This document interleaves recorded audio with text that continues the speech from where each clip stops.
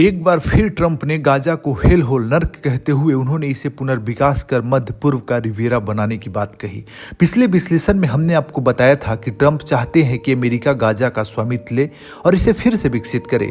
Trump ने यह बात फिर से दोहराई है। यह आश्चर्य की बात है कि एक तरफ अमेरिका अपने देश से भारत सहित अन्य देशों के लोगों को जबरन वापस भेज रहा है और दूसरी तरफ दूसरे देशों में अपने सेना और अधिकार जमा रहा है। यह अमेरिका और ट्रंप के दोहरे चरित्र को उजागर करता है। अमेरिका हमेशा से दुनिया के विभिन्न क्षेत्रों में अपनी पकड़ बनाए रखता है ताकि प्राकृतिक संसाधनों, आर्थिक और कूटनीतिक इत्यादि लाभ वो उठाता रहे। यह कुछ ऐसा ही है कि दो पड़ोसी आपस में लड़ेंगे, यह तो प्राकृतिक है और इसका फायदा तीसरा उठाएगा। कितना उठाएगा वो निर्भर करेगा कि दो पड़ोसी लड़ने वाले कितने बेवकूफ़ या समझदार और आर्थिक रूप से कितने अक्षम या सक्षम हैं।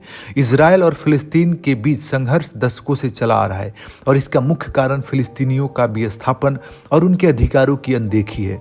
हाल ही में अमेरिकी राष्ट्रपति डोनाल्ड ट्रंप ने गाजा पट्टी में रह रहे 2.3 मिलियन फिलिस्तीनियों को जबरन बाहर निकालने और क्षेत्र का पुनर्विकास करने का प्रस्ताव रखा है, जिससे एक नए संकट की स्थिति बन सकती है।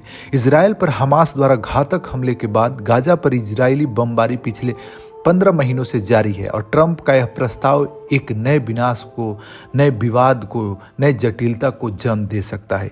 ऐतिहासिक परिप्रेक्ष्य में विस्थापन की त्रासदी देखें तो जब इजरायल राज्य की स्थापना 1948 में हुई तो 7 लाख से अधिक फिलिस्तीनियों को अपने घरों से बाहर कर दिया गया।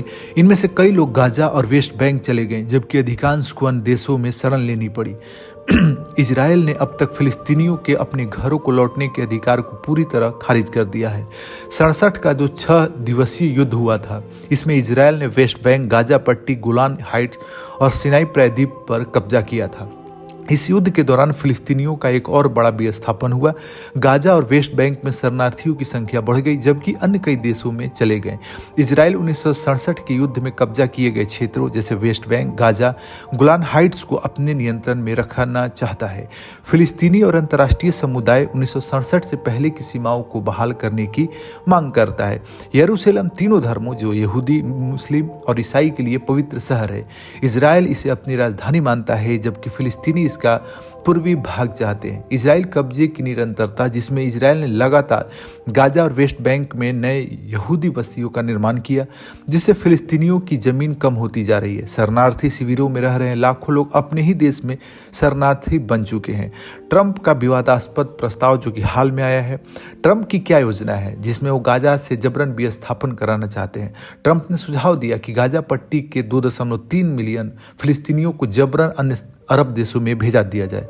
गाजा को हेलहोल नर्क कहते हुए उन्होंने इसे पुनर्विकास कर मध्य पूर्व की रिवेरा बनाने की बात कही। उन्होंने यह भी कहा कि अगर जरूरत पड़ी तो गाजा में अमेरिकी सैनिकों को तैनात किया जाएगा।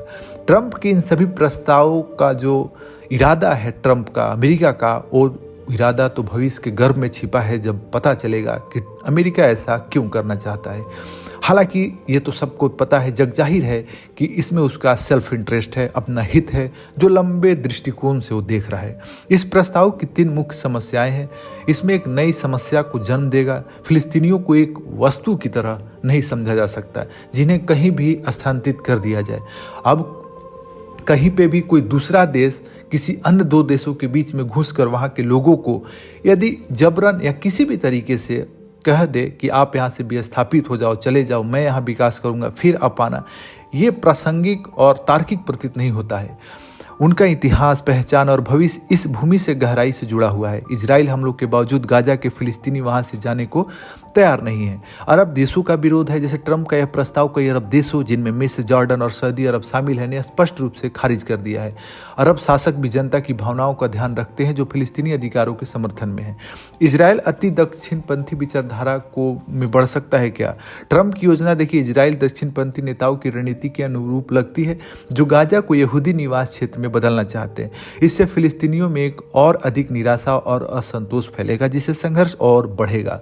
समाधान जैसे 2 राष्ट्र सिद्धांत पर जोर, अमेरिका की भूमिका को अगर देखें क्या होनी चाहिए, जैसे अमेरिका को फिलिस्तीनियों के खिलाफ इस आक्रामक रणनीति का समर्थन करने के बजाय अस्थायी समाधान के लिए काम करना चाहिए। उसे दोनों तरफ से चीज़ों को बेहतर न्यायिक तरीके से न्याय करना सुनिश्चित करना चाहिए, यदि वो सच में महाशक्ति के रूप में दुनिया में न्याय स्थापित करना चाहता हो तो। अमेरिका को इजराइल पर दबाव बनाना चाहिए कि वह संघर्ष विराम सुनिश्चित करे और फिलिस्तीनी अधिकारों का सम्मान करे। दो राष्ट्र समाधान की आवश्यकता, जैसे इस समस्या का एकमात्र दीर्घकालिक समाधान एक स्वतंत्र फिलिस्तीनी राज्य की स्थापना हो सकती है। संयुक्त राष्ट्र और अन्य अंतर्राष्ट्रीय संस्थाओं को इजराइल पर कूटनीतिक दबाव डालना चाहिए कि वह 1967 की सीमाओं के आधार पर फिलिस्तीनी को मान्यता दे। यह भी भविष्य के गर्भ में छिपा है कि इजराइल कहाँ तक समझौता करने को तैयार है। वास्तविक स्थिति इतिहास में क्या थी, वर्तमान में क्या है, वो तो आप सबको पता है, और भविष्य में क्या होगा यह काफ़ी जटिल विषय है जिसका विश्लेषण हमने पूर्व की वीडियो में किया है। क्योंकि इजराइल को भी कई तरह की डर है। हाल में जो आपने घातक हमले हमास के द्वारा देखा, वो भी इजराइल को काफ़ी चिंतित करता है और उस तरह के हमले से इजराइल को भी डर बना रहता है।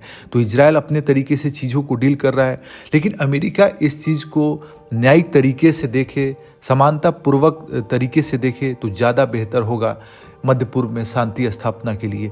निष्कर्ष में हम कह सकते हैं कि एक न्यायसंगत और अस्थायी समाधान की ओर बढ़ने की आवश्यकता है ताकि दुनिया में शांति स्थापित हो, खासकर मध्य पूर्व में और उन देशों में जहाँ पे लोग महीनों से युद्ध झेल रहे हैं, अपनों को खो रहे हैं। ट्रंप का जबरन विस्थापन का प्रस्ताव न केवल नैतिक रूप से गलत है, बल्कि इससे मध्य पूर्व में अशांति और हिंसा और बढ़ सकती है। अमेरिका और अन्य वैश्विक शक्तियों को दो राष्ट्र समाधान के लिए कार्य करना चाहिए ताकि इजराइल और फिलिस्तीनी दोनों को अस्थायी शांति मिल सके। इस संघर्ष को हल करने का एकमात्र तरीका न्याय, मानवीयता और अंतर्राष्ट्रीय कानूनों का सम्मान हो, जिसका दोनों क्षेत्र, दोनों पक्ष जो है उसको अपनाए। अब फिलिस्तीनी जनता को उनकी जमीन से हटाना समाधान नहीं है, बल्कि समस्या को और जटिल बनाएगा। अस्थायी समाधान केवल न्याय और समानता पर आधारित हो सकता है। इस विषय पर आपकी प्रतिक्रिया क्या है, अवश्य दें। बहुत बहुत धन्यवाद।